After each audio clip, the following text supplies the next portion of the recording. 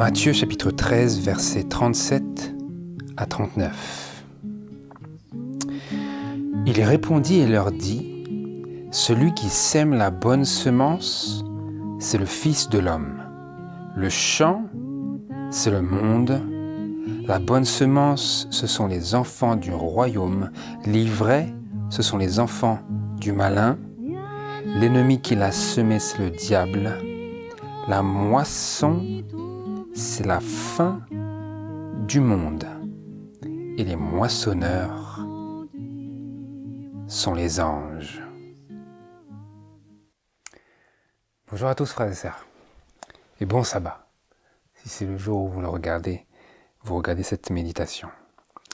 Aujourd'hui, en lien direct avec nos méditations précédentes, des derniers sabbats, sur la pluie de l'arrière-saison, il était inévitable que nous entreprenions une étude, cette fois-ci, qui porte sur le sujet de la moisson. La moisson. Parce que tout ce sujet de la pluie de l'arrière-saison, ça n'a aucun sens, aucune valeur, si nous comprenons tout ce qui a trait à la moisson. La moisson, c'est tout ce pourquoi ce sujet de la pluie de l'arrière-saison est donné. C'est en vue de cette récolte finale d'un peuple par le Seigneur et pour lui.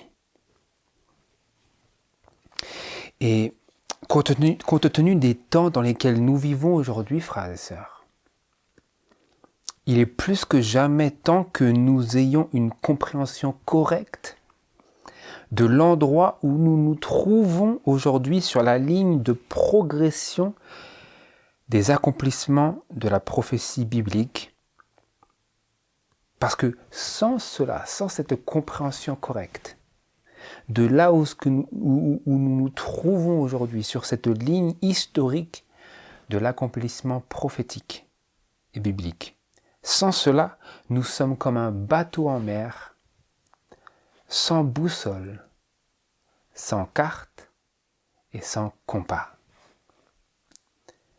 Si nous n'avons pas, si nous ne discernons pas, si nous ne comprenons pas où nous nous trouvons réellement à partir d'une interprétation sensée et biblique de la parole de Dieu, eh bien nous sommes comme voguant, tel un navire sur la mer, sans aucune direction. Et donc c'est la raison pour laquelle aujourd'hui, j'aimerais que nous puissions nous attarder sur des révélations vitales sur la moisson. Pas des révélations optionnelles, pas des opinions humaines, mais des révélations vitales et bibliques sur le sujet de la moisson, qui est tout ce qui donne du sens à la pluie, aux premières pluies et à la pluie de l'arrière-saison que nous avions contemplée précédemment. Et donc j'aimerais attirer votre attention maintenant, frères et sœurs, vers les tracés fondamentaux et prophétiques sur la moisson que Jésus nous a donné lui-même dans Matthieu chapitre 13, versets 24 à 30. Et je dis bien des tracés fondamentaux et prophétiques parce qu'il ne s'agit pas simplement de principes que Jésus a ici mis en avant et qu'il nous a présentés, mais il s'agit bel et bien de tracés prophétiques par lesquels nous pouvons segmenter chacune des déclarations du Seigneur en harmonie avec d'autres passages de la parole de Dieu qui nous aident à avoir une vision élargie et qui comprend davantage que simplement ces paroles lues hors de tout autre témoin biblique. Parce que, comme Jésus l'a dit, comme un autre apôtre l'a dit, sous la parole de 2 ou 3 témoins, que toute chose soit établie.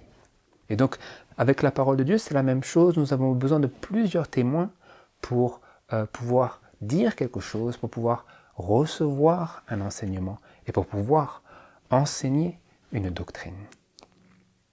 Dans Matthieu chapitre 13, verset 24, nous lisons : Jésus leur proposa une autre parabole en disant « Le royaume des cieux est semblable à un homme qui avait semé une bonne semence dans son champ. Mais pendant que les hommes dormaient, son ennemi vint, qui sema de l'ivraie parmi le blé et s'en alla. Et après que la semence eut poussé et qu'elle eut produit du fruit, l'ivraie parut aussi. » Donc vous avez un champ qui est rempli de blé, mais qui est aussi rempli d'ivraie. Les deux poussent ensemble. Alors les serviteurs, verset 27, alors les serviteurs du père de famille lui vinrent dire « Seigneur, n'as-tu pas semé une bonne semence dans ton champ? D'où vient donc qu'il y a de l'ivraie ?» Et il leur dit « C'est un ennemi qui a fait cela. » Et les serviteurs lui répondirent « Veux-tu donc que nous allions la cueillir ?» Et il dit « Non, de peur qu'en cueillant l'ivraie, vous n'arrachiez le froment en même temps. Laissez-les croître tous deux ensemble jusqu'à la moisson. Et au temps de la moisson, je dirai aux moissonneurs, cueillez premièrement l'ivraie et liez-la en faisceaux pour la brûler, mais assemblez le froment dans mon grenier. » Voilà les tracés fondamentaux sur le blé, le froment et l'ivraie. Et sur la nécessité de ne pas essayer de discerner qui est du blé et qui est de l'ivraie, que Jésus enseignait ici par rapport aux relations que nous devrions entretenir entre frères et sœurs dans une église qui enseigne la même vérité. Très, très important que nous fassions une distinction ici, parce que c'était le contexte dans lequel Jésus enseignait cette parabole. Et j'aimerais attirer votre attention ici vers ce fait spécifique, cette parole spécifique, cette expression très particulière.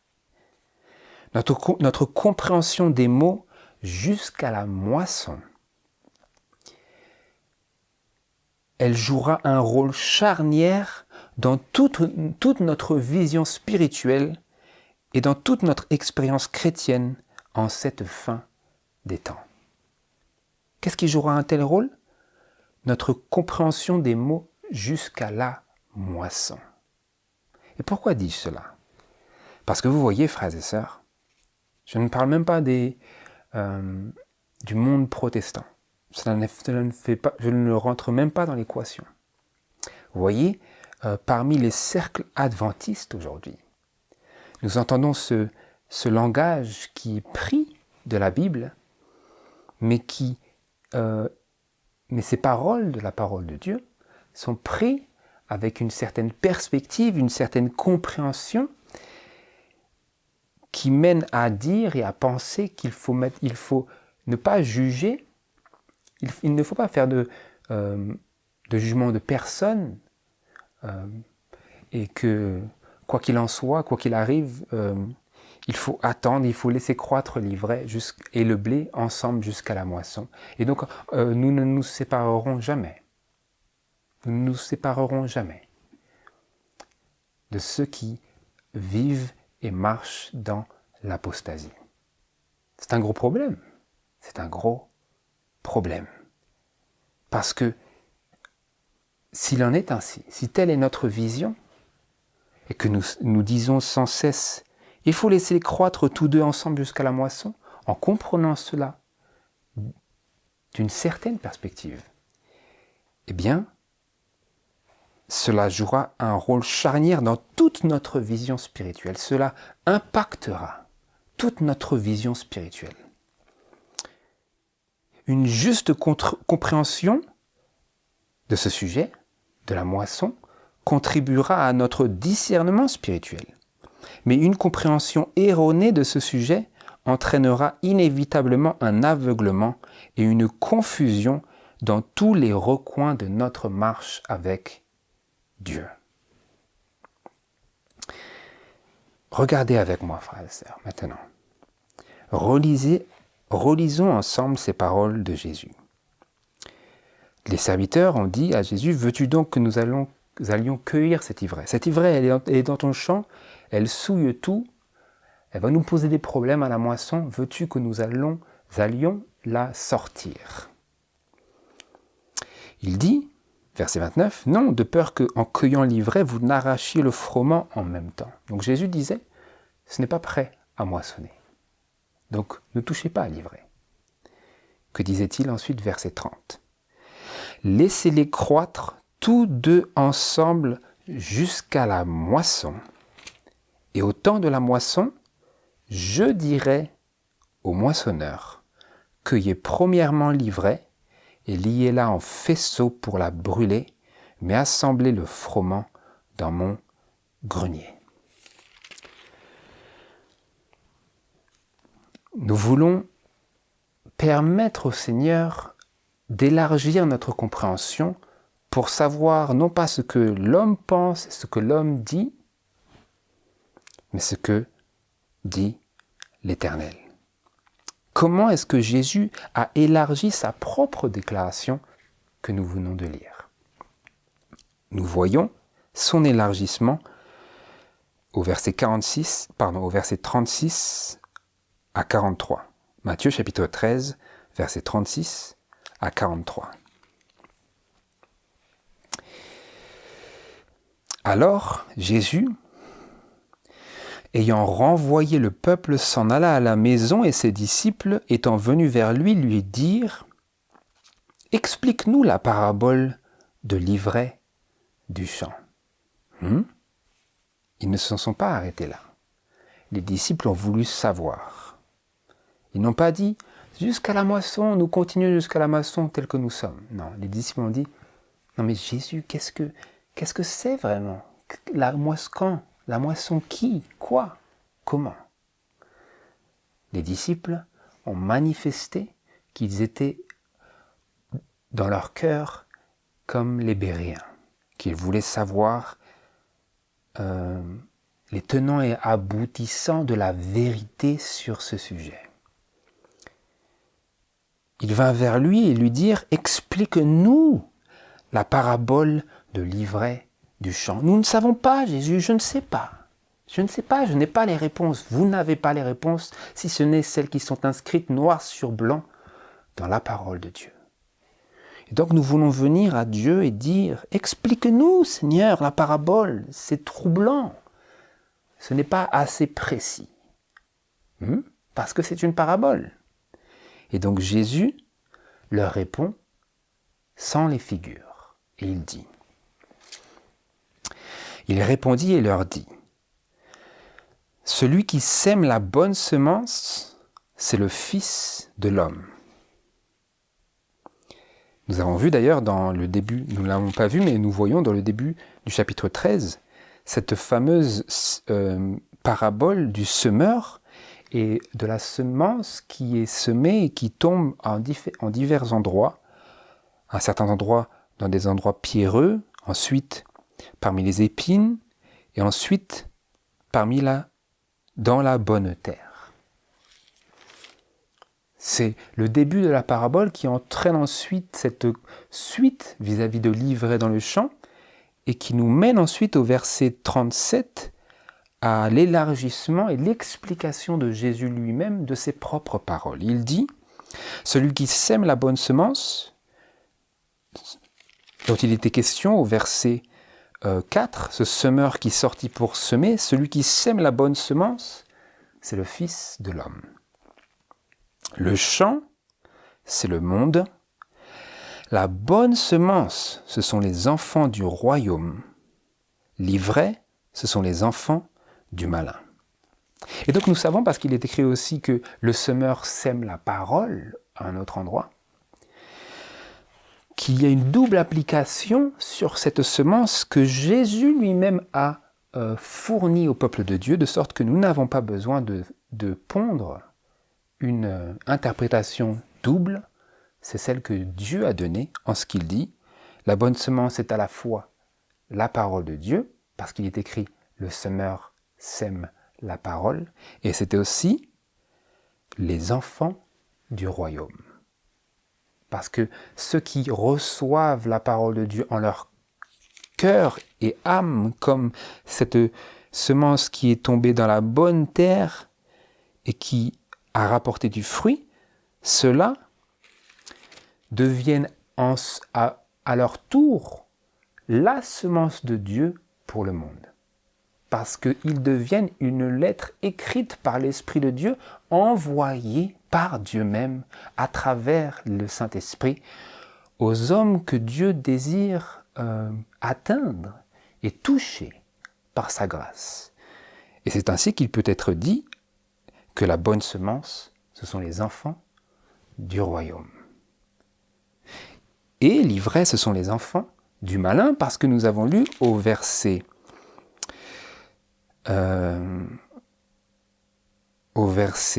28, c'est un ennemi qui a fait cela. En parlant de l'ivraie, c'est un ennemi qui a semé ces personnes qui ne sont pas converties à Jésus-Christ, qui ne sont pas tombées pour être brisées sur le roc. Ces personnes qui sont là, qui sont présentes comme cela, qui sont cette ivraie. Jésus a dit, c'est l'ennemi qui les a amenés. C'est l'ennemi qui les a semés. Vous comprenez ? De sorte qu'il peut être écrit, l'ivraie, ce sont les enfants du malin, l'ennemi qui l'a semé, c'est le diable. Et ensuite, maintenant, nous arrivons à cet élément charnière de l'explication de Jésus sur le sujet de la moisson. Écoutez bien, frères et sœurs. Et pas simplement écouter, et n'écoutons pas simplement, mais ouvrons nos oreilles et nos cœurs. La moisson, c'est la fin du monde, et les moissonneurs sont les anges. Je poursuis jusqu'au verset 43 et ensuite nous allons revenir au verset 39. Comme donc on amasse l'ivraie et qu'on la brûle dans le feu, il en sera de même à la fin du monde. Le Fils de l'homme enverra ses anges qui ôteront de son royaume tous les scandales et ceux qui feront l'iniquité. Et ils les jetteront dans la fournaise ardente, là seront les pleurs et les grincements de dents. Alors les justes luiront comme le soleil dans le royaume de leur Père. Que celui qui a des oreilles pour entendre, entende. Que celui qui a des oreilles. Ce sera déterminé par notre disposition à ne pas nous accrocher à nos préconceptions, mais à lâcher prise et à recevoir quoi que le Seigneur enseigne. Que celui qui a des oreilles pour entendre, entende. Qu'est-ce qui nous est donné ici dans cette explication qui est tout particulièrement d'une valeur essentielle pour que nous ayons cette compréhension correcte sur le sujet de la moisson? Qu'est-ce que Jésus a dit? Vous relevez le champ, la moisson et les moissonneurs. Qu'est-ce que le champ? Le champ, c'est le monde. Qu'est-ce que la moisson? La moisson, c'est la fin du monde. Qu'est-ce que les moissonneurs? Les moissonneurs, ce sont les anges. Donc, sans l'ombre d'un doute, Jésus a ôté un voile qui aurait pu rendre cette parabole un sujet de confusion, un sujet qui prête à confusion, et a éclairci, posé un fondement clair sur le sujet de la moisson. Et nous voulons plonger nos regards dans cette explication que Jésus a donnée parce qu'elle donne lieu à d'autres embranchements dans la parole de Dieu qui nous permettent d'avoir et de recevoir les révélations vitales et essentielles pour nous en ces derniers jours sur ce sujet précisément de la moisson. Et donc je pose la question, quand est-ce que, frères et sœurs, quand est-ce que la moisson a lieu? Ou plutôt, qu'est-ce que la moisson? Et la réponse, c'est la fin du monde. De telle sorte que pour répondre à ces deux questions, nous avons la même réponse, à savoir que la moisson a lieu et elle est la fin du monde. Et donc la grande question ici, frères et sœurs, ce n'est pas tant quelle est la vérité, mais qu'est-il écrit et comment lis-tu? Comment lis-tu? Parce que les choses sont écrites noir sur blanc, mais c'est comment nous les lisons, comment nous les interprétons, qui va changer toute notre vision. À savoir si nous les lisons tels que Dieu les entend, ou si nous les lisons avec à l'arrière-plan de notre intelligence une compréhension que nous avons obtenue de la bouche d'hommes qui n'ont pas reçu la parole pure et simple de Dieu. La raison pour laquelle je dis ça, elle est simple, frères et sœurs. C'est que beaucoup en ces derniers jours ont une compréhension futuriste des prophéties. Et ils appliquent notamment cette déclaration-là sur la fin du monde, ils l'appliquent au retour de Jésus. Ils appliquent cette déclaration jusqu'à la moisson, où la moisson, c'est la fin du monde, à un événement bref et succinct. Un événement qui est très court et très condensé. C'est la compréhension qui est généralement reçue sur ce sujet-là.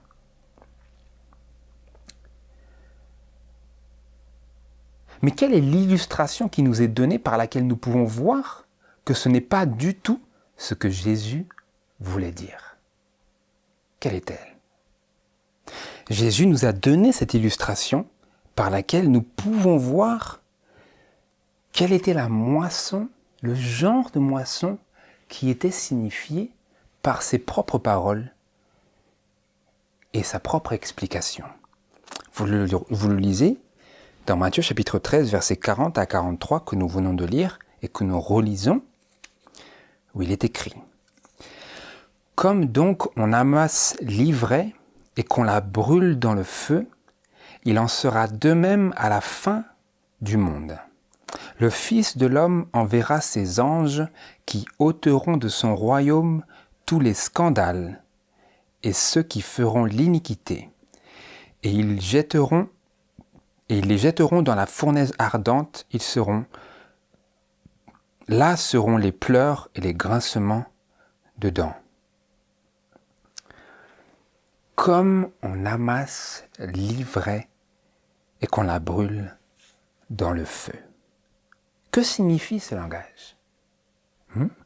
Que signifie ce langage?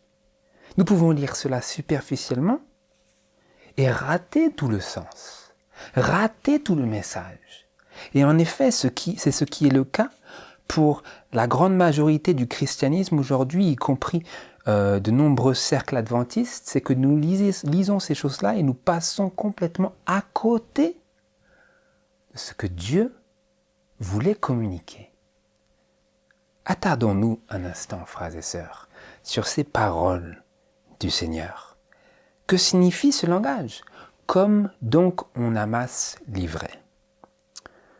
Cela dénote une comparaison, n'est-ce pas? Comme on amasse l'ivraie. Au temps de Christ, la moisson était faite à la main. Et cela prenait beaucoup de temps et beaucoup de main-d'œuvre, beaucoup de moissonneurs. Comme donc on amasse l'ivraie et qu'on la brûle dans le feu. ce qui se passait et ce qui se passe encore dans certains pays où ils n'ont pas les moyens d'acheter ou de de payer une prestation de moissonneuse-batteuse, soit parce qu'ils ont des moyens très très limités, soit parce que leur champ ne justifie pas de solliciter un engin si énorme. Et bien, ce qui se passe, c'est que la moisson, la récolte du blé, se fait à la faux. À la faux ou avec la faucille. Soit la faucille, soit la faux, à savoir que la faux, c'est le même principe, mais beaucoup plus grand et permettant de couper de plus grandes quantités en un seul mouvement. Et donc, c'est ce qui se passe du temps de Jésus, et encore aujourd'hui, on peut le voir, c'est que il partait, le propriétaire du champ engageait de nombreux moissonneurs, de nombreux ouvriers, ouvriers pour une courte période de temps. Et ces ouvriers maintenant, qui étaient nombreux, étaient envoyés dans le champ avec leurs faux, et ils coupaient le blé, ou leur faucille, ils coupaient le blé, si c'est avec la faucille, ils coupaient le blé, et jusqu'à ce qu'ils aient pris une petite gerbe, et ensuite ils entouraient cette gerbe avec avec un plant de blé, et ensuite ils posaient, etc. Ils coupaient jusqu'à ce qu'ils aient la main pleine, ensuite ils entouraient, ils liaient cette petite gerbe, ils la posaient, ils liaient, ils coupaient, ils liaient, ils posaient, etc. Et derrière eux étaient d'autres moissonneurs qui avaient pour responsabilité, pour rôle, pour travail de rassembler toutes ces petites gerbes et de faire de grands faisceaux. C'était comme cela que la moisson était accomplie à l'ancienne. Dans les temps passés, il n'y avait pas de tracteur, il n'y avait pas de combiné, de ces gigantesques moissonneuses-batteuses, ces choses-là n'existaient pas. Et donc, lorsque Jésus disait « Comme donc on amasse l'ivraie et qu'on la brûle dans le feu, il en sera de même à la fin du monde », Jésus parlait non pas d'un événement court, succinct, bref, tranché, une très courte période de temps, mais il parlait d'une longue période de temps, une période prolongée, durant laquelle les moissonneurs, ou à savoir les anges, accompliraient ce travail de couper, lier, poser, rassembler, élever en faisceaux. Voilà de quoi Jésus parlait. Une moisson à l'ancienne. C'est de cela que Jésus parle. Il n'y a pas de tracteur dans la parabole du Seigneur. Pas de machine, mais un travail ardent, ardu. Un travail prolongé sous la chaleur de l'été. Cela prenait beaucoup de temps et beaucoup de main-d'œuvre. La fin du monde dont Jésus parle ici ne peut donc pas être un simple événement et une séparation rapide du blé et de l'ivraie, comme on pourrait l'imaginer avec notre mentalité du XXe siècle, où une moissonneuse ou une moisson de plusieurs hectares peut être accomplie en une seule journée. Ce n'était pas du tout de quoi Jésus parlait. Jésus parlait d'un temps où la moisson prenait plusieurs jours, plusieurs semaines. S'il s'agissait de plusieurs hectares, ils pouvaient être là plusieurs semaines, selon leur nombre. En fonction du nombre qu'ils étaient, s'ils étaient 4 ou 10 ou 20, cela pouvait prendre une période prolongée. S'ils ne sont que 3, s'ils ne sont que 5, et qu'ils ont 10 hectares, 20 hectares,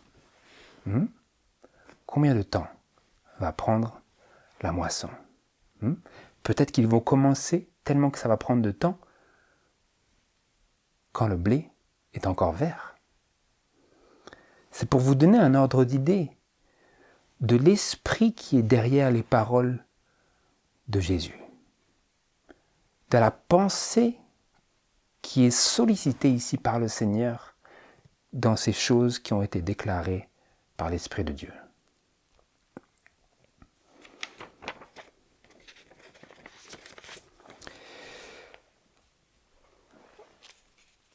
La moisson, c'est la fin du monde. Pouvons-nous comprendre cette expression de manière biblique et intelligente? Pour cela, nous avons besoin de nous tourner vers un autre passage, celui de Daniel chapitre 8. Daniel chapitre 8 et verset 14.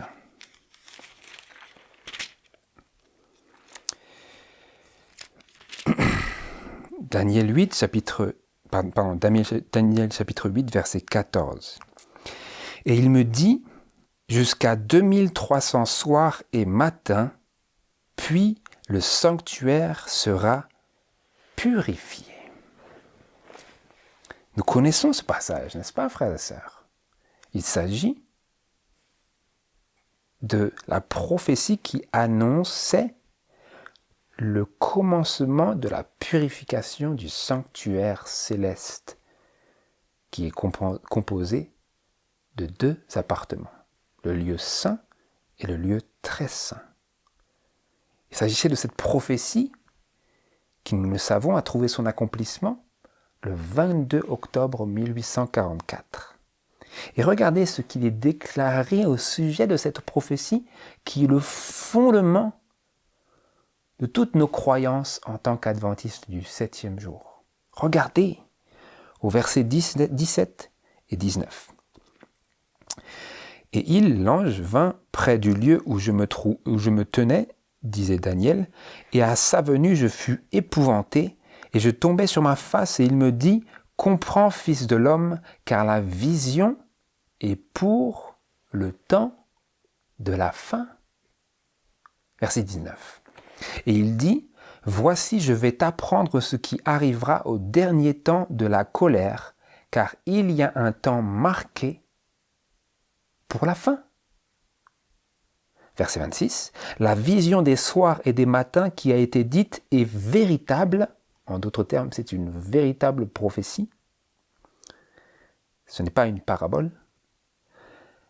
La vision des soirs et des matins qui a été dite au verset 14 est véritable, mais toi, Daniel, scelle la vision car elle se rapporte à un temps éloigné. En effet, c'était très loin du temps de Daniel. Et donc c'est pour cela qu'il est écrit dans Daniel chapitre 12, nous y allons, verset 4, Daniel chapitre 12, verset 4, « Et toi, Daniel, cache ces paroles et scelle ce livre jusqu'au temps de la fin. Plusieurs le parcourront et la connaissance augmentera. » Jusqu'au temps de la fin. Et nous avons déjà fait les calculs, frères et sœurs. Vous savez pertinemment que la prophétie des 2300 jours et matins, qui n'est autre qu'une prophétie de 2300 années littérales, a commencé en 457 avant Jésus-Christ, à partir de ce décret d'Artaxerxès, je crois que c'est comme ça qu'on dit, ordonnant de rebâtir Jérusalem. À partir de cette date, qui nous mène en 1844, et l'ange disait à Daniel, chapitre 8, verset 17, « Comprends, fils de l'homme, car la vision est pour le temps de la fin. » Il est en train de dire 1844. C'est le temps de la fin. Et nous savons par notre compréhension des paroles que nous pouvons trouver au sujet de la papauté, de la puissance papale que cette puissance, cette suprématie papale durerait un temps et des temps et la moitié d'un temps, ce qui équivaut dans Apocalypse chapitre 12, verset 6 à 1260 jours prophétiques, ce qui équivaut à 1260 années littérales, ce qui nous amène en 1798. Ce que nous appelons régulièrement parmi les adventistes comme le temps de la fin.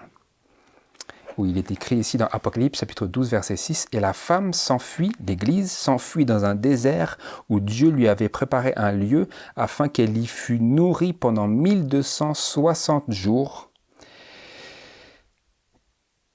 Et verset 14, « Mais 2 ailes du grand aigle furent données à la femme pour qu'elle s'envolât au désert, en son lieu où elle fut nourrie un temps et des temps et la moitié d'un temps, loin de la présence du serpent. » C'était le temps où l'Église alla dans le désert à cause du fait que maintenant le dragon était précipité sur la terre et s'en allait faire la guerre à la femme. Pendant combien de temps ? 1260 jours, jusqu'à ce que, chapitre 13, Apocalypse chapitre 13, « Et je vis l'une de ses têtes comme blessée à mort, mais cette plaie mortelle fut guérie, etc. » Et nous savons qu'en 1798, le général Berthier est venu prendre le pape captif. Et donc, cette suprématie papale a pris fin. Cette tête a été blessée à mort. Et la puissance civile de l'Église catholique romaine a pris fin à ce moment-là. Et à partir de ce moment-là, nous savons que c'était le commencement du temps de la fin. Mais tout particulièrement, ce que nous venons de lire, dans Daniel chapitre 8, versets 17 et 19, le temps de la fin, c'est aussi un terme qui est appliqué en 1844. Et donc,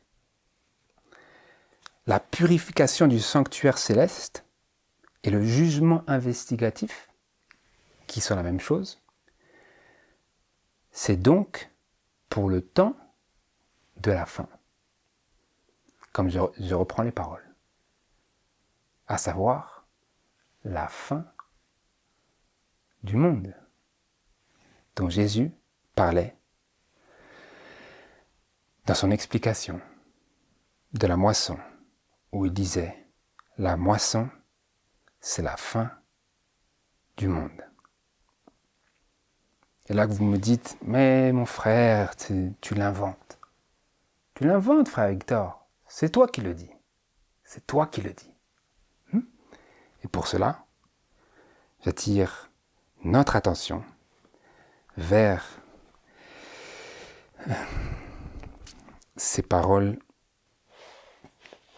de l'esprit de prophétie, où il est écrit dans le livre en anglais, qui n'est pas traduit, Testimonies to Ministers and Gospel Workers, à la page 234 et au paragraphe 2.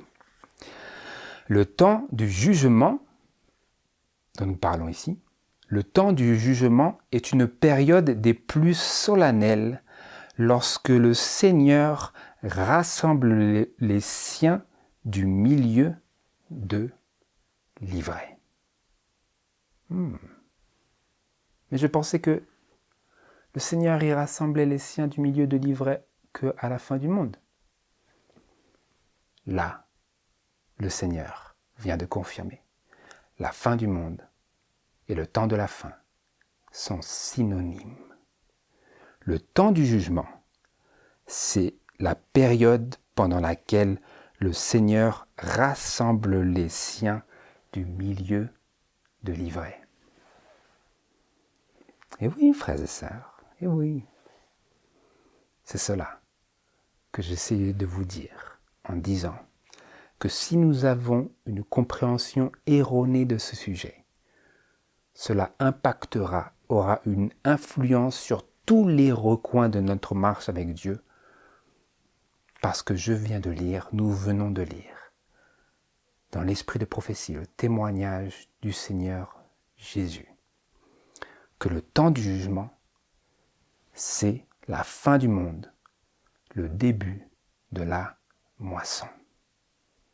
Le début de la moisson. Je le relis, laissez les paroles faire un écho incessant dans votre esprit. Dans notre esprit, le temps du jugement est une période des plus solennelles lorsque le Seigneur rassemble les siens du milieu de l'ivraie. Le temps du jugement est quoi? C'est le temps de la fin, c'est la fin du monde, c'est la moisson. Le jugement investigatif est le commencement de la moisson dont Jésus parlait dans Matthieu chapitre 13. Dans Matthieu chapitre 13. Pendant le temps du jugement, le Seigneur rassemble les siens d'entre l'ivraie. Et donc, frères et sœurs, je vous pose la question. La moisson a-t-elle commencé? Quand a-t-elle commencé? Nous venons d'y répondre, n'est-ce pas? 1844. La moisson a bel et bien commencé. Et rappelez-vous maintenant, nous avons vu nous sommes attardés sur ces paroles très très importantes, cruciales. La moisson, c'est la fin du monde. Nous avons une compréhension vitale que nous recevons de Dieu ici, à travers sa parole. Je n'ai fait que lire. Et maintenant, nous voulons nous attarder sur cet autre segment, cette autre mini-section qui vient s'ajouter à ce que Jésus venait de dire, à savoir, les moissonneurs sont les anges. Et donc, nous posons la question. Quels anges? Quels anges? Allez-y avec moi dans Apocalypse chapitre 14. Apocalypse chapitre 14. Versets 6 à 7 pour commencer. Tendez votre oreille, frères et sœurs, et essayez de voir si vous arrivez à discerner quelque chose ici, un lien établi par le Seigneur dans sa parole. Verset 6. Et je vis un autre ange qui volait au milieu du ciel, portant l'évangile éternel pour l'annoncer à ceux qui habitent sur la terre, à toute nation et tribu et langue et peuple, en disant d'une voix forte, craignez Dieu et lui donnez gloire, car l'heure de son jugement est venue. Et adorez celui qui a fait le ciel, la terre, la mer et les sources des eaux. Est-ce que nous venons d'entendre la voix d'un moissonneur? Est-il en train de couper? Est-il en train de séparer? Est-il en train de trier? Vous voyez qu'il y a un début de moisson. Il coupe, il dit craignez Dieu et lui donnez gloire, car l'heure de son jugement est venue, et adorez le Créateur. Adorer le Créateur qui a fait quoi? Qui a fait le ciel, la terre, la mer et les sources des eaux et qui s'est reposé le 7e jour. Adorer celui-là, celui qui a établi son sabbat est-ce que cet ange est en train de moissonner, d'anticiper une séparation? Les moissonneurs sont les anges. Nous sommes en train, frères et sœurs, de rentrer dans une réelle, véritable compréhension biblique du sujet de la moisson. C'est vital, frères et sœurs, que nous comprenions ce que le Seigneur dit. Voilà la raison pour laquelle je demandais tout à l'heure, qu'est-ce qui est écrit dans la loi, dans la parole? Comment lis-tu? La manière dont nous lisons va affecter tous les recoins de notre marche avec Jésus. Soit que nous lisions d'une manière pure, sans préjugés, soit que nous lisions d'une manière entachée par des doctrines et des commandements et des enseignements qui viennent des hommes. Cela influencera tout.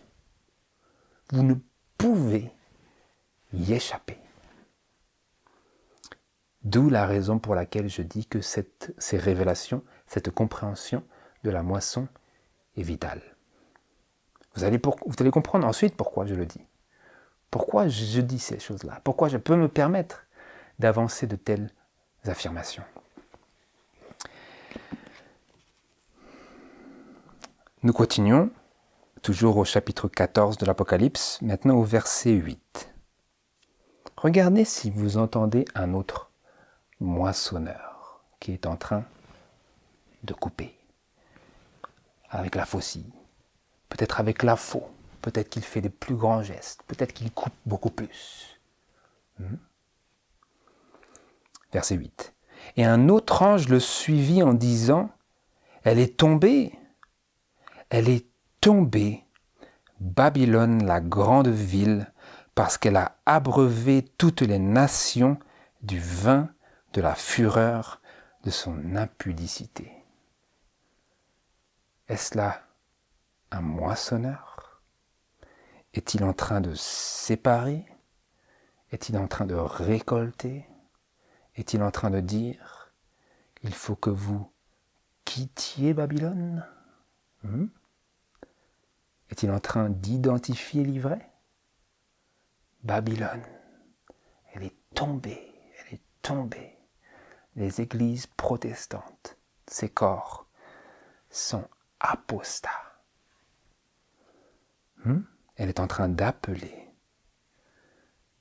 cet ange est en train d'appeler le peuple de Dieu, le bon grain, le froment. Il est en train de le couper pour le grenier céleste. La moisson se poursuit. Discernez-le. Versets 9 à 12. Et un troisième ange les suivit. Ils sont en train de moissonner, ils se suivent. C'est exactement comme ça que cela se passe dans la moisson à l'ancienne. Ils se suivent. Un coupe, l'autre rassemble, un trie, l'autre rassemble, etc. Et l'autre met debout. Ils ont leur fonction. Le Fordisme, ce n'est pas Ford qui l'a inventé. C'est logique. C'est une manière de procéder qui est logique. Et les anges procèdent aussi de manière ordonnée, bien organisée. Et donc je lisais, et un troisième ange les suivit en disant d'une voix forte, si quelqu'un adore la bête et son image, et s'il en prend la marque au front ou à la main, il boira aussi du vin de la colère de Dieu, du vin pur, préparé dans la coupe de sa colère. Et il sera tourmenté dans le feu et le soufre en présence des saints anges et de l'agneau. Et la fumée de leur tourment montera au siècle des siècles, et ils n'auront aucun repos, ni le jour, ni la nuit, ceux qui auront adoré la bête et son image, et quiconque aura pris la marque de son nom. Il est en train de trier là. Vous le voyez, cette troisième ange, ça devient vraiment une sélection précise. Vous le voyez? Vous voyez que je ne l'ai pas fourni cette compréhension. Elle saute aux yeux quand vous commencez à relier les paroles du Seigneur à ses autres paroles et permettre à chaque compagnon de s'entraider. Pour reprendre les paroles de Ésaïe chapitre 28, je crois. Si quelqu'un adore la bête et son image, le troisième ange est en train de dire, celui qui fait cela, il est de l'ivraie et il sera brûlé. N'est-ce pas ce que Jésus avait dit? Comme on ramasse l'ivraie et qu'on la brûle, allons-y brièvement. Matthieu chapitre 13, j'ai oublié exactement les termes. Comme donc on amasse l'ivraie, chapitre 13, verset 40, comme donc on amasse l'ivraie et qu'on la brûle dans le feu, il en sera de même à la fin du monde. Et là, vous avez le troisième ange, qui est le moissonneur, qui est en train de dire, si quelqu'un adore la bête et qu'il prend la marque et son image, et s'il en prend la marque au front ou à la main, il boira. Il boira. Ce qu'un homme sème, il le moissonnera aussi. Il ne s'agit pas d'un jugement arbitraire. Dieu est en train de dire, s'il fait cela, s'il sème cela, la rébellion, la résistance à l'évidence du sabbat et de la voix de sa conscience qu'il appelle à l'obéissance dans tous les petits détails de la vie. S'il fait cela et que à la fin il adore la bête et son image, il boira, il sera brûlé. Il a pris sa place parmi l'ivraie, il a choisi d'être ce genre de personne. Il moissonnera ce qu'il a semé. Qu'est-ce qu'il moissonnera? Il sera brûlé avec l'ivraie. Et ensuite, vous avez cette sélection, ce tri, cette séparation qui est poursuivie dans les paroles qui ont trait au troisième ange, au verset 12. C'est ici la patience des saints, ce sont ici ceux qui gardent les commandements de Dieu et la foi de Jésus. Qu'est-ce que cela veut dire? Il est en train de bien serrer les gerbes de blé, les monter en fagots ou en faisceaux, comme vous voulez le dire. Et il dit, et ensuite il se retire, il regarde le champ et il dit, regardez ça, regardez ça. C'est de ça dont il s'agit. Il dit, regardez ce travail. Ils sont beaux, ils brillent. Ce blé, ces grains, on les voit au soleil, à l'aurore et au matin, au coucher et au lever. Ils brillent, ils n'attendent qu'à être ramassés pour les greniers célestes. C'est d'ailleurs ce par quoi le chapitre termine quand nous nous tournons vers Apocalypse chapitre 14, versets 14 à 16, où il est écrit « Je regardais encore et voici, il y avait une nuée blanche et sur la nuée quelqu'un assis qui ressemblait au Fils de l'homme, ayant sur sa tête une couronne d'or et en sa main une faux tranchante. Et un autre ange sortit du temple criant d'une voix forte à celui qui était assis sur la nuée, « Jette ta faux et moissonne, car le temps de moissonner est venu, parce que la moisson de la terre est mûre. » Alors celui qui était assis sur la nuée jeta sa faux sur la terre, et la terre fut moissonnée. Qu'est-ce que cela veut dire? C'est important ici, que nous fassions une distinction primordiale. De quoi s'agit-il ici? Vous voyez,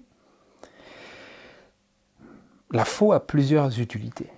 Elle peut être utilisée pour couper, mais elle peut aussi être utilisée pour ramasser les gerbes et les lever et les jeter sur je crois que vous dites le chariot, oui, la remorque, qui est attelée elle-même aux bœufs ou aux chevaux. Et donc il ne s'agit pas ici de dire que Jésus fait la moisson, mais Jésus ramasse ce qui a déjà été moissonné par les anges, parce qu'il a lui-même dit, le Seigneur ne va pas se contredire, les moissonneurs sont les anges. Si le moissonneur c'était le Fils de Dieu, il l'aurait certainement dit. Et c'est pour cela que ici vous voyez très bien que les anges ont fait leur travail. Les 3 anges d'Apocalypse 14 ont fait leur travail. Et à la suite de cela, Jésus vient sur sa nuée, et d'ailleurs nous savons dans l'esprit de prophétie que Jésus ne touchera pas la terre. Il ne touchera pas la terre. La prochaine fois que Jésus touchera la terre, c'est quand il viendra labourer l'ancienne Jérusalem.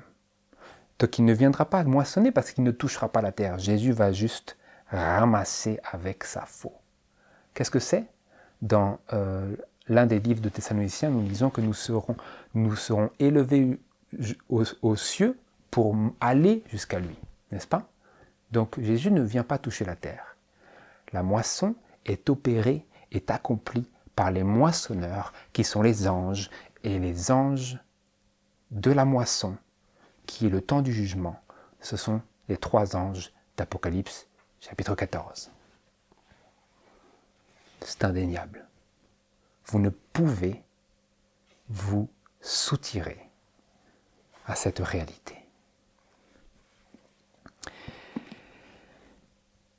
Il s'agit donc ici du rassemblement des gerbes de blé pour le grenier céleste.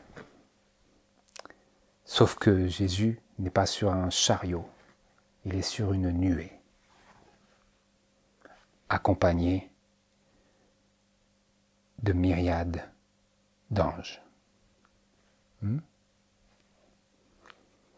Et ensuite, parce que cela fait aussi partie de cette activité-là, vous lisez au verset 17 à 20, « Et un autre ange sortit du temple qui était dans le ciel, ayant aussi une faux tranchante. Et il sortit de l'autel un autre ange qui avait pouvoir sur le feu, et il cria d'un grand cri à celui qui avait la faux tranchante et lui dit, « Jette ta faux tranchante et vendange les grappes de la vigne de la terre, car les raisins en sont mûrs. » Et l'ange jeta sa faux sur la terre et vendangea la vigne de la terre et jeta la vendange dans la grande cuve de la colère de Dieu. Et la cuve fut foulée hors de la ville, et il sortit de la cuve du sang jusqu'aux morts des chevaux, sur l'espace de 1600 stades. Nous sommes ici face au rassemblement de l'ivraie pour le feu, qui est comment dire, utilisé de manière synonyme avec la vendange des grappes de la vigne de la terre. Simplement, ce ne sont pas des grappes de la vigne du Seigneur, ce sont les grappes de la vigne de la terre. La vigne, comme c'est écrit à un autre endroit, de Sodome. Donc Dieu ne peut rien faire avec cela. Ils sont immangeables, il faut qu'il les presse et qu'il laisse le tout pourrir, fermenter. Il s'agit du sort de l'ivraie.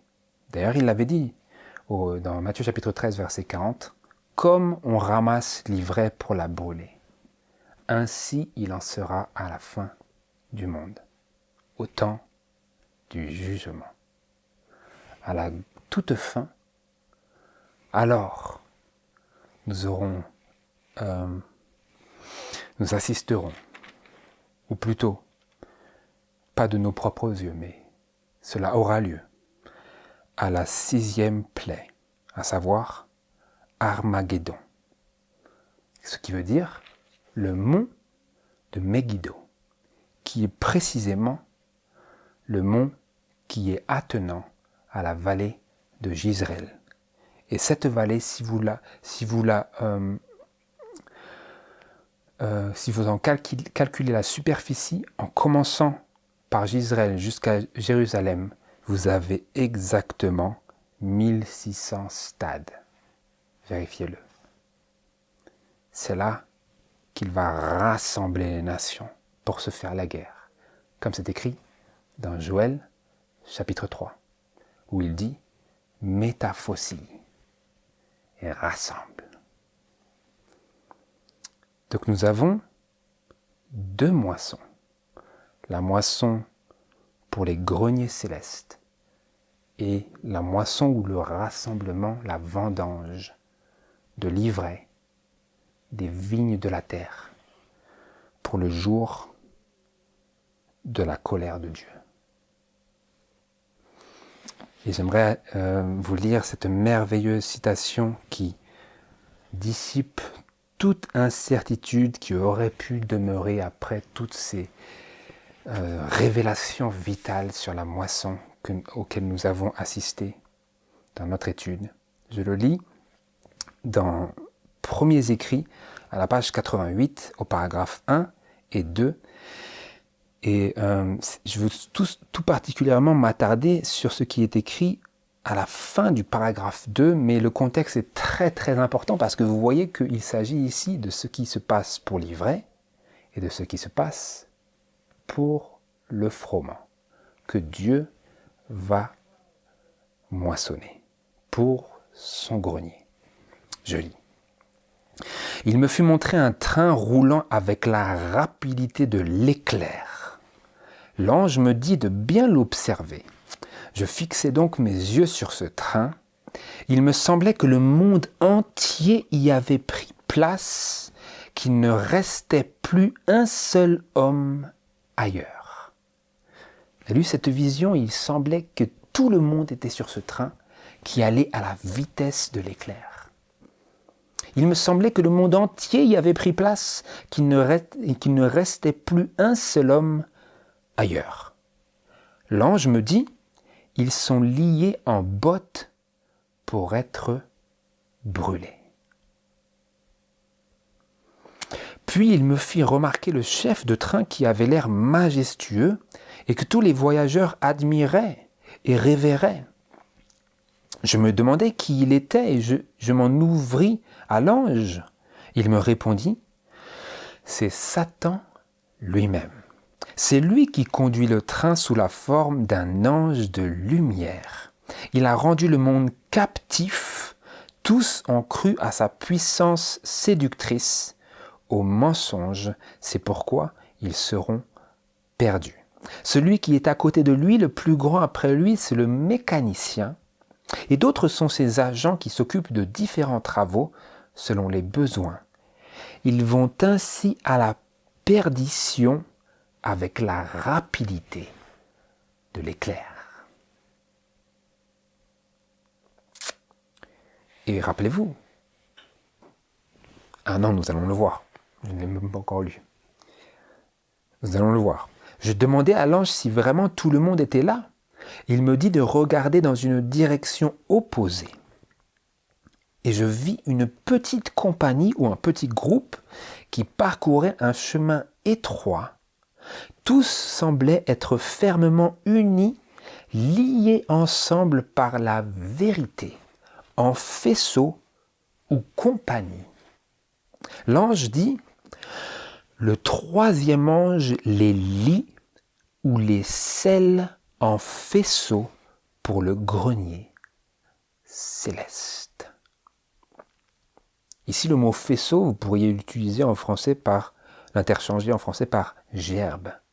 Le 3e ange les lie ou les scelle en gerbe pour le grenier céleste. Vous savez, ces grands paquets, ces grands fagots de blé, C'est ça l'image. En harmonie avec tout ce que nous avons vu. Cette moisson à l'ancienne dont Jésus parlait et à laquelle Jésus faisait allusion dans sa parabole, qu'il a ensuite expliquée. Le troisième ange les lit, ou les scelle en faisceau pour le grenier céleste. Donc vous aviez d'abord, je le relis, tous ceux qui étaient sur le train qui roulait avec la rapidité de l'éclair vers la perdition. Et à ce sujet, l'ange dit à la servante du Seigneur, « Ils sont liés en bottes pour être brûlés. » Donc en fait, Satan les mène. Mais qu'est-ce qui se passe? Les anges les trient. Vous comprenez? Et par cela, vous voyez, frères et sœurs, que Dieu supervise toute l'œuvre dans son champ. Il n'y a rien qui est hors de la providence et de la direction de Dieu dans cette affaire. Rien du tout. Absolument rien. Parce qu'il est écrit, ils sont liés en bottes pour être brûlés. Dieu orchestre tout. Tout est bien organisé. Les anges ont leur métier. Ils sont moissonneurs. Les 3 anges d'Apocalypse, chapitre 14. Et maintenant, à ce sujet-là d'ailleurs, je lis dans Premiers Écrits, page 118, paragraphe 1, le suivant. Je vis alors le 3e ange. Mon ange accompagnateur me dit, son œuvre est redoutable. Sa mission est solennelle. Il est l'ange qui doit séparer le bon grain de l'ivraie et sceller ou lier les gerbes pour le grenier céleste. Ces choses devraient occuper tout l'esprit, retenir toute l'attention. C'est à ce point sérieux que l'esprit de prophétie nous dit que ces choses-là, cette activité-là, de la moisson, devrait occuper tout l'esprit, retenir toute l'attention. C'est vrai? Et donc, quelle est son œuvre et sa mission redoutable et solennelle au 3e ange? Il est l'ange qui doit séparer le bon grain de l'ivraie et sceller ou lier les gerbes pour le grenier céleste. Pourquoi son œuvre est redoutable et sa mission solennelle? Parce qu'il est chargé de séparer le bon grain, le blé, de l'ivraie. Et donc, je pose la question, frères et sœurs, quand il est écrit dans Matthieu chapitre 13, allons-y brièvement, dans Matthieu chapitre 13, verset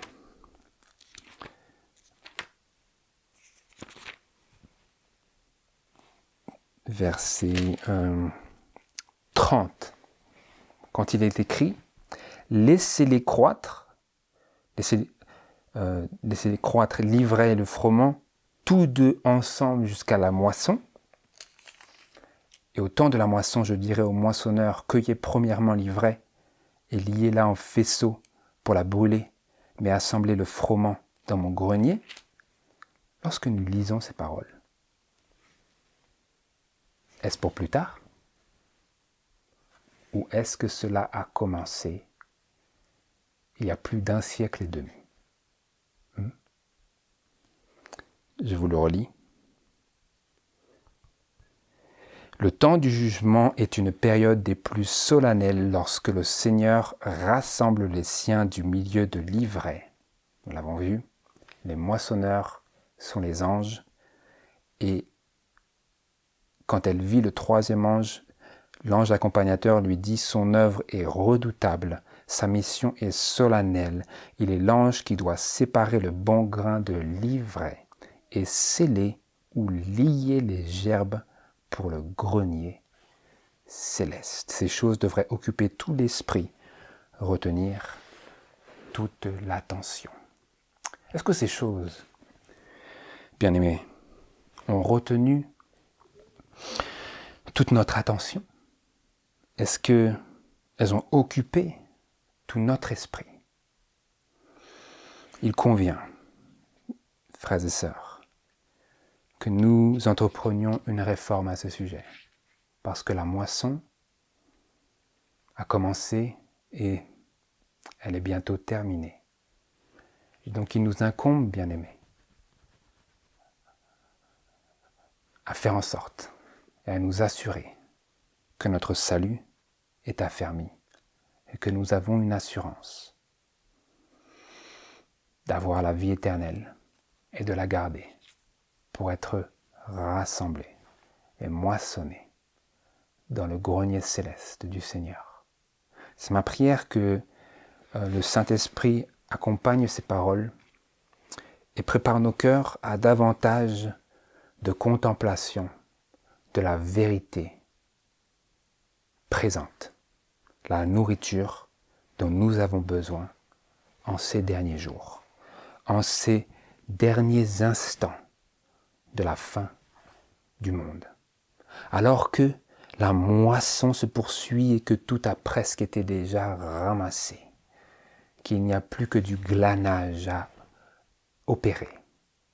Puissions-nous avoir du discernement pour ne plus espérer des choses qui sont dans le passé, mais pour focaliser notre attention sur cette œuvre du troisième ange qui est redoutable et solennelle, et ouvrir nos cœurs grands ouverts à l'activité du Seigneur à travers les messages des trois anges dans toute leur réalité